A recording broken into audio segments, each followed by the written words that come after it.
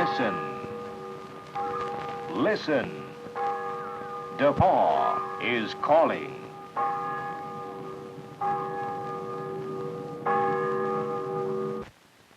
In 3 short centuries, we have spread over a continent.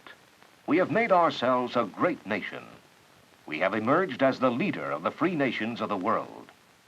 Why? What has driven us ever onward? What has enabled us to make our unique contributions to mankind? Behind it all has been the American dream. And what is that? Not just high salaries and wages, not just automobiles and television sets, not bigger and better farms and factories. No, it is more than material things. The American dream is of the spirit. Its goal is adequate opportunity for each individual to realize his maximum capabilities, regardless of circumstances of birth or position. The distinctive character of American life is the value we place on men and women as persons. A major factor in our quest has been the opportunities provided for education of our youth, and a major role in this education has been played by the independent church-related liberal arts college. The point of distinctive importance in the education it offers is the attention it gives to the relation between God and the development of the human soul. One of the most distinguished of these independent church-related liberal arts colleges is DePauw University in Greencastle, Indiana. As the tide of civilization moved westward, churches and colleges followed close behind. DePauw University is a monument to Methodist pioneers who helped settle Indiana. Through the years, in countless ways, DePauw has been the silent partner of all those concerned with the stature of the leaders who would carry on the American dream. DePauw's basic job in education has been aimed straight at the goal of the American dream, the development of human resources. Let's see what DePauw is doing today about developing this most precious of all our assets.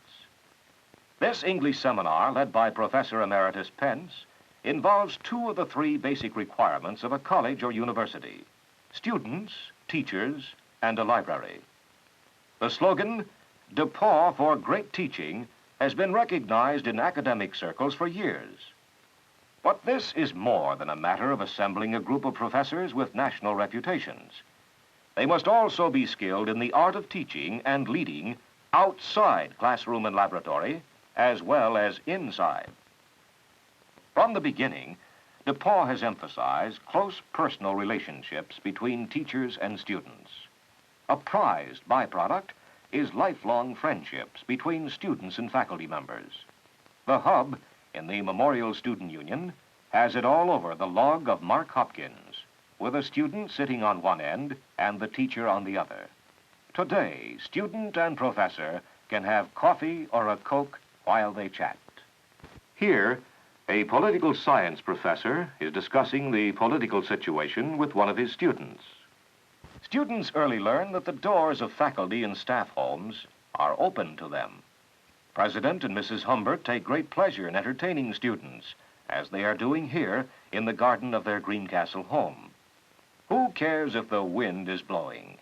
These students will always remember this informal association with the genial president and his gracious wife.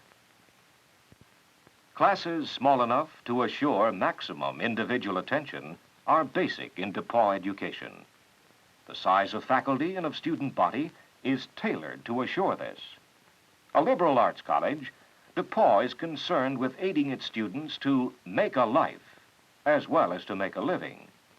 The well-rounded background, so essential in making for a better world tomorrow, includes basic experience in the sciences. DePauw's outstanding record in pre-professional school training is indicated by the fact that in one recent 7-year period, it sent 212 students to 35 medical schools. It is one of 42 colleges and universities with 10 or more alumni listed as starred in the publication American Men of Science. The many associations by which DePauw is accredited includes the American Chemical Society for the training of professional chemists. By the way, who said the Civil War is over? Each year, Professor Crandall refights the Battle of Gettysburg for the benefit of his students, one of the traditional events in the Department of History. And as for economics, who can ever forget Dr. Jomey's discussions of the affairs of the Monon Railroad while the dust flies, and in the distance may be heard the Monon itself whistling for a crossing west of town. One of the 26 faculty members who has served youth through DePauw for at least 25 years, Professor Mildred Dimmick, Professor of Romance Languages, has been on the staff continuously since 1922. Courses in home economics have their rightful place, and perhaps no phase of this curriculum will be appreciated more by some future husbands than this training in dress designing. While a course in food prep, plus the opportunity of working in the new foods laboratory, equals a good cook who can make pies just like Mother used to bake. DePauw prides itself on being a church-related, though non-sectarian university, serving all denominations and faiths. In line with this principle, completion of a course in the Bible or in philosophy is required for graduation. Founded in 1884, the DePauw School of Music is famous for the caliber of its training and leadership, and has contributed much to the cultural life of the college. At the organ of Goben Memorial Methodist Church, which was named for a beloved former president of DePauw and serves as the college chapel, is the head of the School of Music, Professor Van Denman Thompson, nationally famous organist and composer of church music. Music school courses include the teaching of music and study in voice, organ, violin, cello, and other orchestral instruments, while ensemble courses, such as band, symphony orchestra, choir, chamber music, and others, supplement individual instruction. DePauw-trained teachers of music are much sought after. A natural result of DePauw's interest in music is the nationally known DePauw Choir, which has participated in 3 recent quadrennial general conferences of the Methodist Church, in addition to its campus and statewide presentations under the leadership of Professor Gove. A highly important department at DePauw is the Bureau of Testing and Research. This provides orientation tests for incoming students, freshmen and transfers, and tests throughout the 4-year course for vocational and occupational aptitudes. Its research is an invaluable aid to rendering maximum service by the college to students, individually and as a group. The dean of the university coordinates faculty and student activities and regulates the academic program. A student leader and the dean talk things over. Professor Wagoner, head of the psychology department, is at this control board in the Psychological Experimental Laboratory, which has equipment that ranks with the best to be found in the country. Shown here is a setup for a test with the brainwave instrument.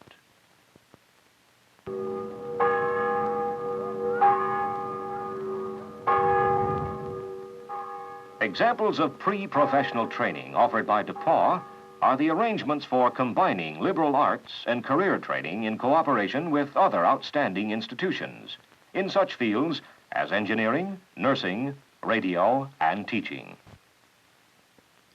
For instance, in cooperation with the Greencastle Public Schools, these elementary grade pupils, under the supervision of the regular teacher, are being taught by this DePauw student teacher, who is getting valuable practical experience.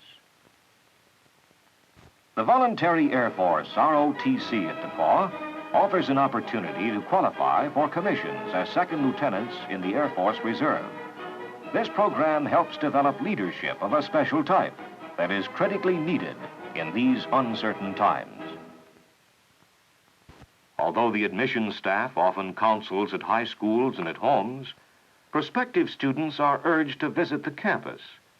Here, the Director of Admissions evaluates the academic record of this student to provide him information pertaining to the relationship of his background to the opportunities at DePauw. Extracurricular activities play indispensable roles in the development of the well-rounded person. In effect, most of these activities are extensions of the curricula for which academic credits are granted. All activities aid in the discovery and development of a person's maximum capabilities, the goal of the American dream. For example, DePauw has an outstanding tradition in the field of journalism. In this editorial room of the thrice-weekly DePauw, students are carrying on a campus newspaper that has the distinction of being more than 100 years old. On the DePauw campus was founded in 1909 journalism's national fraternity, Sigma Delta Chi. One of its founders, Eugene C. Pulliam, of the class of 1910, the publisher of the Indianapolis Star and News, and a trustee of the university, always takes special pleasure in pointing out the plaque on the exterior of East College that commemorates that important event. Dr. Percy Julian, Phi Beta Kappa, class of 1920, Chicagoan of the Year in 1949, is best known for his synthesis of cortisone. H. Philip Maxwell, class of 1924, is a radio program director and director of the Chicagoland Music Festival. Mr. and Mrs. Maxwell are well known as composers and musicians. Bernard Kilgore, rector scholar and Phi Beta Kappa, class of 1929, is president of the Wall Street Journal and author of articles on financial affairs. Howard C. Shepard, class of 1916, is chairman of the board of the National City Bank of New York. Among his other duties, he directs the Corning Glass Works and Inspiration Consolidated Copper Company, while he is president of the National City Safe Deposit Company and the International Banking Corporation. Ford C. Frick, class of 1915, is commissioner of baseball. A former president of the National League and sports writer, he is well known for his publications of sports facts and fiction. DePauw's personnel deans have a deep interest in the students, helping them to get the most out of their school years. They assist with academic and personal problems and are always available as counselors and friends. The professionally equipped college radio station, WGRE, the first 10-watt college station in the U.S., provides training in a wide variety of radio operations under the direction of Dr. Harold T. Ross. Students also receive monthly radio and television experience in conjunction with commercial stations in Indianapolis. The Department of Speech also has supervision of the excellent work done in dramatics. While these young ladies rehearse for one of the college productions, Dr. Ross gives Peter Pan expert coaching on how to bend the wrist, but not the elbow.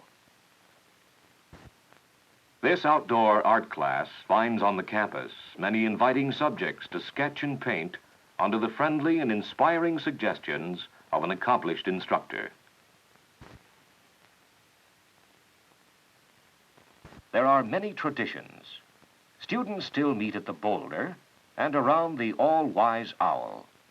Each year, the owl gets a new coat of paint and sometimes even new feathers. The DePauw family is a big one. More than 1,000 members of one branch of that family, the DePauw Dads Association, out for their annual weekend each fall. The father chosen to be king for the day has the honor of driving to the football game in a late model conveyance. On Mother's Day in the spring, the May Queen reigns with her court.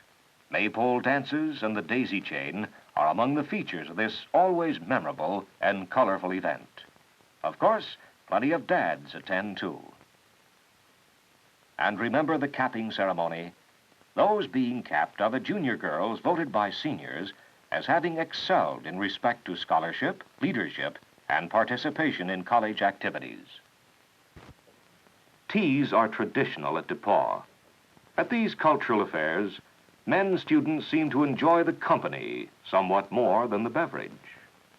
It may not exactly be a tradition, But each Friday, students mail home to be sure that Mother has plenty of washing to do come Monday. The development of the well-rounded American man and woman includes, of course, the full list of popular athletics and sports. The great American college game of football is neither emphasized nor de-emphasized. DePauw has good teams and wins its share of games. The marching band struts its stuff at Blackstock Stadium.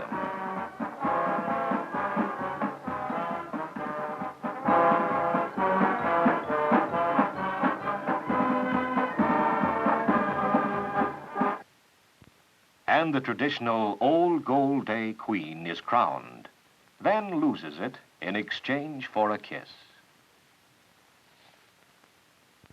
The coach may look worried here, but his mood changes. The team clicks and is on its way to another victory.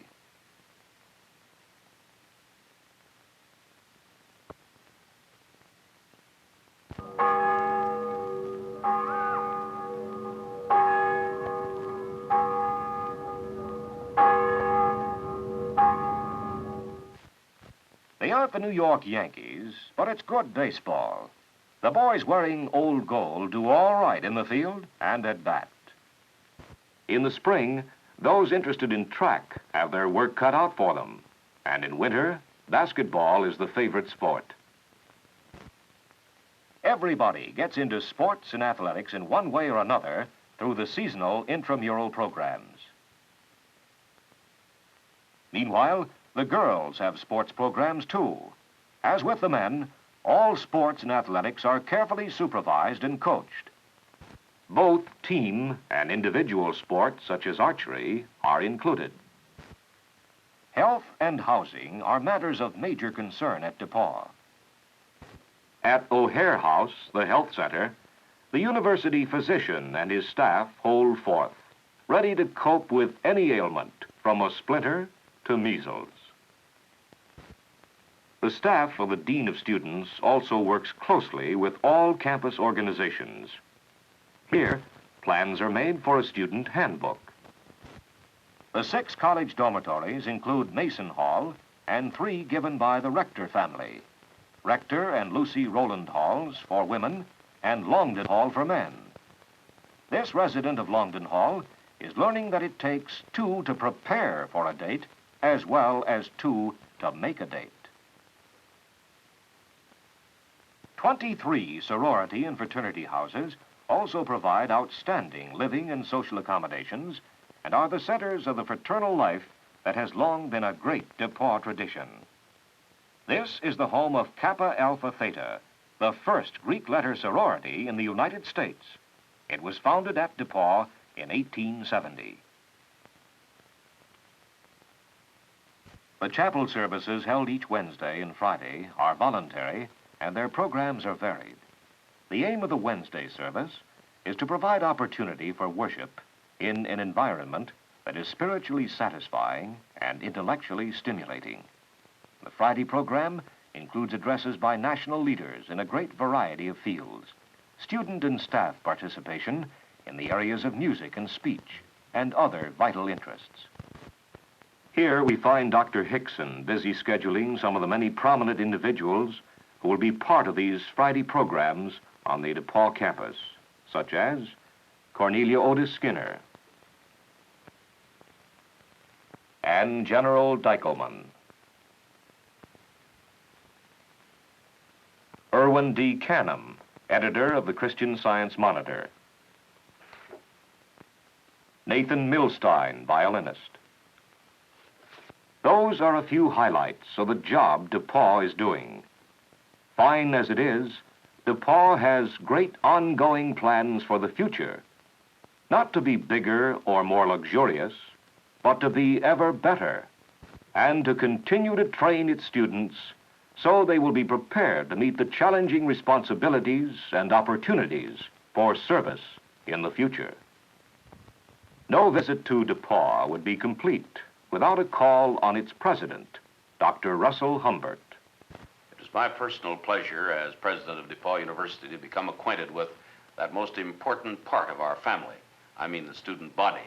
Ms. Humbert and I so enjoy the visits of the students to our home, and then we in turn enjoy going into the homes of the students, that is, the campus homes of the students. We believe that DePauw is different, and you're convinced of that too as you visit our campus, where we work together in an atmosphere of intellectual curiosity, where good religion and good education meet together.